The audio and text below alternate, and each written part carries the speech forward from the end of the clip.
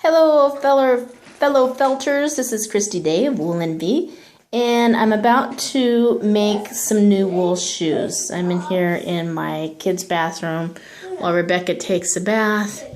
I'm just going to fold these shoes. So these shoes have seen better days. See, I covered the bottom with a latex paint, but see that hole right there? So these have lasted me a good 6 months of wearing every single day, and now they're worn through. So I'm making a new pair of shoes. These are my little shoe packets. There, I'm going to go with dark brown this time to get ready for winter. And then I'll go with a lot of different outfits. This is a natural brown. And this one needs to shrink quite a bit.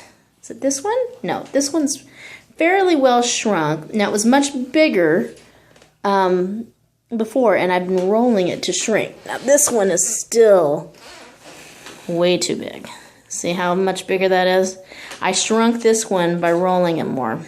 Also, I folded it around the template a little more carefully than this one. So this one, I'm going to need to roll a bit more. So I'm going to show you how I roll it up. Before I do that, though, do you hear this?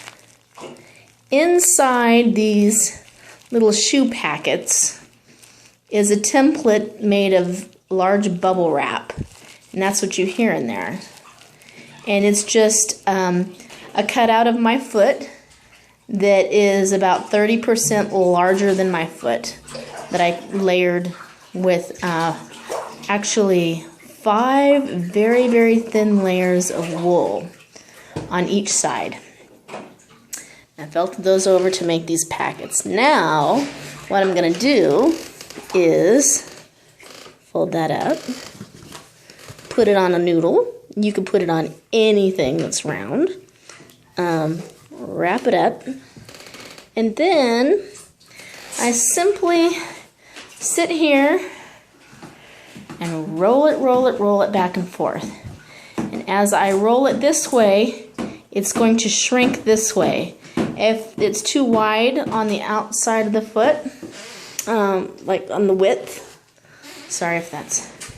if it's too wide right here, then I would roll it this way, back and forth, and that would make it more narrow. But right now I'm just focusing on the length of the shoe, because what I've done in the past is I've taken these out of the packet, or I've cut out the template too soon, and then it takes forever to shape it around the foot. So you really want to shrink it down quite a bit before you ever cut it out. Kind of get it pretty close to the size of your foot. I mean, obviously your foot needs to be a little bit bigger. Then once you do that, what you're going to do is you're going to cut through the center and pull out the template that's in there. Again, just bubble wrap. Now, how you cut your shoe is going to determine the shape of your shoe. If you cut it, you could maybe have a flap that comes up, and then you'll have like a loafer type shoe, or you could just cut an oval circle, then you have a heel covering, and then a sort of a Mary Jane type of thing. Or you could cut way back here and have a slip-on shoe. There's just so many ways to do it. On this shoe, I started with just a tiny hole, and then I cut down, and you'll see what I did. I tried to put some lace in there to peek out. It didn't work out too well. But see, I cut this at an angle, and I really kind of like that. I think I'll probably do something real similar again.